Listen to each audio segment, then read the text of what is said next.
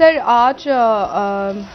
Supreme court of Pakistan ने deputy speaker की ruling के हवाले से असबुत नोटिस केस की समाअत की और रिमार्क्स दिए कि डेप्यूटी स्पीकर की रूलिंग में बज़ाहिर इल्ज़ामात में कोई फाइंडिंग नहीं, और अपोजिशन अब ये मुतालबा कर रही है कि जल्द से जल्द इसका फैसला सुनाया जाए, डिले ना किया जाए, क्योंकि ये अवाम के साथ नाइंसाफ़ी होगी। क्या समझ रहे हैं आइंदा आने वाले दिनों में आप आइनी मामलात को किस तरह से देख रहे हैं, सियासी मामलात किस तरफ ज़्यादा देख रहे हैं? देखिए, अगर तो पाकिस्तान ने जल्द अपने इस बढ़ते हुए बहरान पे काबू पा लिया, जो कि एक मैन मेड क्राइसिस, कोई कुदरती आफत नहीं है, लेकिन ये इक़्तिदार के ईवान और ताकत के खेलों में जो बहरान है ये बद से बदतर होता जा रहा है। और ये अगर फौरी तौर पे इस पे काबू पा लेते हैं हम खुद, हमारी अदालत कोई ऐसा फैसला देती है अगले 1 दिन में 2 दिन में, तो हम इन बहरानों से बखूबी निकल सकते हैं। ठीक है। दूसरी सूरत में यह है कि फिर एक अनार्की की तरफ मुल्क चला जाएगा। उसकी वजह यह है कि और ऑलरेडी जा रहा है, और जिसको तवाइफुल मलूकी कहते हैं, ठीक है ना, कि आपको पता ही नहीं कि कौन क्या है, कौन क्या कर रहा है। आज इस वक्त जब हम ये गुफ्तगू कर रहे हैं तो पंजाब असेंबली का इजलास जो है वो एक होटल में हो रहा है, ठीक है, और ये तारीख का एक अनहोना वाक़या है कि आज जो अपोजिशन है उनकी तरफ से स्पीकर के खिलाफ जो है वो अदम एतमाद आ गया, यानी चौधरी परवेज़ इलाही साहब के खिलाफ, और हुकूमत की जानिब से अपने ही डिप्टी स्पीकर के खिलाफ, दोस्त मोहम्मद मज़ारी के खिलाफ एक दिन में 2 अदम एतमाद की तहरीकें वहाँ पे आ गई। ना वो उनको मान रहे हैं ना उनको। अच्छा, तो अब इसमें यह है कि यानी मैं अक्सर कहता हूँ ना कि जंग मोहब्बत और पाकिस्तान में सब कुछ जायज़ है वाला जुमला जो है, कि यहाँ पर ऐसा लगता है कि बस ऐसे ही चल रहा है, कौन क्या है, क्या कर रहा है, इस तरह ज़्यादा देर चल नहीं सकता, क्योंकि अब एक तमाशा बन गया। ये पता नहीं बहरान दर बहरान है या तमाशा है, इसको क्या कहा जाए, लेकिन यह है कि एक बहुत ही आइन के साथ और कानून के साथ और जो रूल्स हैं उनके साथ, अगर ये काम शुरू हो जाए तो फिर अभी यही नहीं लोगों को पता कि वज़ीर कौन है। जो साबिका वज़ीर हैं, वो कई वज़ीर अपने आप को अब तक वज़ीर समझ रहे हैं, वो कह रहे हैं हम तो नोटिफिकेशन नहीं हुआ, मैं बता रहा हूँ उनको हो गया भाई। कई जो हैं वो अपने दफ्तरों से जाके वापस आ रहे हैं रोज़। तो मतलब एक अजब सा, एक अजीब सी सूरत हाल है। और पंजाब असेंबली में ताले लगे हुए हैं, और वहाँ पे दोस्त मोहम्मद मज़ारी साहब जो कि डिप्टी स्पीकर हैं, ये दोस्त मोहम्मद मज़ारी साहब जो हैं वो इजलास उनको आज करने नहीं दिए। दोस्त मोहम्मद मज़ारी साहब जो हैं, ये मज़ारी फैमिली, ये हैं सरदार शेरबाज मज़ारी, बलख शेर मज़ारी, ये उनकी 3rd जनरेशन है, ठीक है। बड़ा यानी बड़ी कदावर शख्सियात। 1973 के आइन में एक भाई ने हिस्सा लिया, दूसरे भाई जो है वो मतलब बड़े शेरबाज मज़ारी, बलख शेर मज़ारी वज़ीर आज़म रहे 93 के अंदर, एक भाई, दूसरे भाई, उनके जो पोते हैं ये। अच्छा, तो अब ये है कि मतलब एक मज़ारी फैमिली, राजनपुर की बड़ी फैमिली। अब उसमें यहाँ पे तमाशा ये लगा हुआ है कि अब देखते हैं क्या रिजल्ट आता है, क्योंकि जहांगीर तरीन साहब ग्रुप भी वहाँ पहुँच गए, अलीम खान साहब। लेकिन ये जो इश्यूज़ हैं ना, ये अगर आप देखें, पूरे आप दुनिया को देखें, और उसमें आप हैरान होंगे कि ये हो क्या रहा है, पाकिस्तान में क्या हो रहा है। मतलब हम कोविड से निकल गए, हम जो है वो बड़े, और फिर अचानक हम इस आइनी बहरान में फंस गए हैं जहाँ पर कोई सर पैर समझ नहीं आ रहा। और आज जो है वो आज भी अदालत में समाअत हुई, और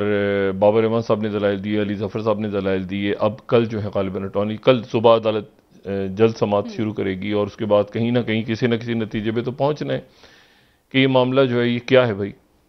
और 100, अगर हम ये पंजाब में देखें तो ये एक चार्ट से हम शायद वाज़े कर सकें, ये पंजाब में इस तरह से सीट्स हैं कि 183 तहरीक इंसाफ के अरकान हैं, और मुस्लिम लीग नवाज के 165 हैं, और पीपल्स पार्टी के साथ हैं मुस्लिम लीग काफ के 10 हैं। इसको अगर हम बड़ा थोड़ा सा करें तो अच्छा इस तरह से है, ठीक है। यानी ब्लू कलर में जो है वो पीटीआई है, और जो येलो है वो जो है वो मुस्लिम लीग नून है, ठीक है, और फिर उसके बाद जो है वो पाकिस्तान पीपल्स पार्टी है, और फिर बाकी फिर दूसरी जमातें, मुस्लिम लीग काफ है फिर। अच्छा, लेकिन इसमें जो वजीर आला बनने के लिए वोट चाहिए वो 186 चाहिए, यानी 183 हैं पीटीआई के पास, उनको 186 जिसके पास होंगे 186 पे वजीर आला बन जाएगा। अब ये जो अपोजिशन का इजलास हो रहा है मकामी होटल में, वो कह रहे हैं कि हम 200 से ज्यादा अरकान लेके वहां पहुंच रहे हैं, और दोस्त मोहम्मद, अच्छा इसकी कोई कानूनी हैसियत है नहीं है वो तो अब देखते हैं क्या, लेकिन वो अगर वहां पे अलीम खान ग्रुप भी आ जाता है और जहांगीर तरीन साहब का ग्रुप भी आ जाता है, तो जाहिर है उनको मिला के फिर ये 183 थे।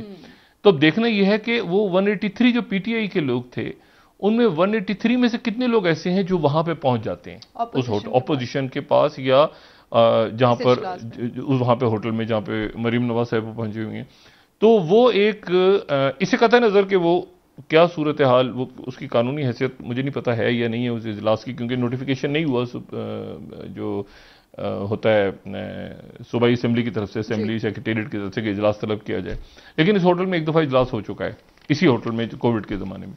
बहरहाल, लेकिन इसकी कानूनी हैसियत जो है वो, लेकिन उस वक्त तो बाकायदा कानूनी तौर पर तलब हुआ था, लेकिन आज ये देखना बड़ा इंपॉर्टेंट है कि वो वहाँ पर जो है वो कितने अरकान आते हैं और कितने अरकान ऐसे हैं जो पीटीआई की सफ़ों से चले गए दूसरी तरफ। लेकिन ये तमाशा है, एक तमाशा लगा हुआ है ना कि वो मतलब सूबे असेंबली के ऊपर जो है वो उन्होंने उन पे अदम एतमाद कर दिया, उन्होंने उन पे अदम एतमाद कर दिया, स्पीकर के ऊपर ऑपोजिशन ने कर दिया। स्पीकर जो है वो वजीर आला के कैंडिडेट भी हैं, यानी परवेज इलाही साहब भी स्पीकर हैं। तो एक मतलब एक बहुत ही मतलब ऐसी चीज जो कभी हमने देखी नहीं है मुल्की सियासत में, लेकिन ये कि हर दफा कोई नई चीज ही आती है सामने, तो इस दफा भी कोई नई चीज ही आई है। सर, दोनों साइड्स जो हैं वो कह रहे हैं कि हम आइन को बचाने सब आइन और कानून के तहत इस मुल्क में हर आइन की इंटरप्रिटेशन में क्लैरिटी नहीं है कि क्या मामला है। नहीं, देखें पाकिस्तान में ये जो होता है ना, दो कौमी नजरिया, सोशलिज्म का नजरिया, ये नजरिया वो नजरिया, सारे नजरियात जो हैं वो दम तोड़ जाते हैं, सिर्फ एक नजरिया जिंदा है और वो है नजरिया जरूरत। ठीक है ना, कि इसमें पटारे में से यहां निकाल कर चीज रख ली तो यहां से निकाल के ये चीज रख ली। एक नजरिए के तहत मुल्क चल रहा है, नजरिया जरूरत, बस। ठीक है, इससे ज्यादा मैं कुछ नहीं कहना चाहता। बात यह है कि वो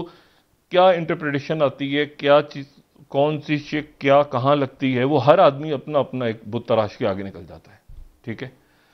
और ये जब ऊपर से चीज शुरू होती है ना रियासतों में, तो फिर उसके बाद वो लोग नीचे जो अवाम है वो कहते हैं कि हम कानून की पासदारी क्यों करें, हम क्यों माने आइन को, हम कौन सा कानून माने, ऊपर बैठे हुए लोग क्या कर रहे हैं, देख नहीं रहे हो लड़ाइयां हो रही हैं। तो ये जो नीचे किसी रियासत में जब ये चीज ट्रांसलेट होती है ना, तो वो रियासत फिर जो मैंने कहा ना अनार्की की तरफ जाती है। मतलब एक आदमी क्यों गाड़ी अपनी रोकेगा ट्रैफिक लाइट पे, वो जब वो तो कहेगा भाई एक मिनट ठहर जाओ, ऊपर बैठे हुए लोग देख नहीं रहे हो क्या कर रहे हैं, वो खुद सुनते हैं, वो किसी आइन को मानते हैं, वो किसी कानून को मानते हैं जो हम मानेंगे नीचे। तो मुल्क जो होते हैं, चाहे वो चाइना हो, चाहे वो रशिया हो, चाहे वो कोई सऊदी अरेबिया हो, चाहे वो अमेरिका हो, चाहे वो यूरोप, बुनियादी चीज वहां पे होती है कानून और आइन। ठीक है, और आइन और कानून ना हो तो